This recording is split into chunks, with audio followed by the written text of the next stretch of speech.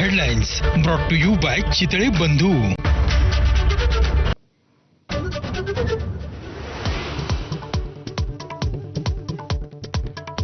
मंत्रिमंडळाची घोषणा होत असताना वाट बघत बसलो, मात्र संधी मिळाली नाही. भुजबळांनी व्यक्त केली खंत. मुख्यमंत्र्यांचा आग्रह असतानाही डावललं गेल्याची माहिती.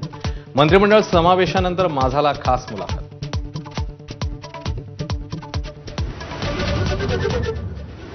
वाल्मिक कराड प्रकरणी धनंजय मुंडेंना क्लीन चिट मिळाल्यास मंत्रिपदाचा राजीनामा देणार. छगन भुजबळांचं मोठं वक्तव्य. मुंडेंच्या राजीनाम्यानंतर भुजबळांची मंत्रिमंडळात वर्णी.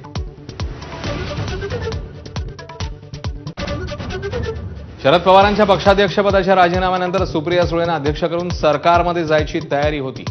भुजबळांचा गौप्यस्फोट. तुम्ही सरकारमध्ये जा असं पवार म्हणाल्याचाही दावा. शरद पवारांच्या राष्ट्रवादीच्या महिला अध्यक्षा रोहिणी खडसेंकडून महिला आयोगाच्या अध्यक्षा रुपाली चाकणकर यांच्या राजीनाम्याची मागणी. चाकणकरांच्या राजीनाम्यासाठी फडणवीसांना पत्र, तर रोहित पवारांकडूनही राजीनाम्याची मागणी. विधान परिषद उपसभापती नीलम गोऱ्हेंनी टोचले चाकणकरांचे कान. करुणा मुंडेंचाही निशाणा. तर राजीनामा घेण्याचा अधिकार अजित पवारांचा. रुपाली ठोंबरेंचं विधान.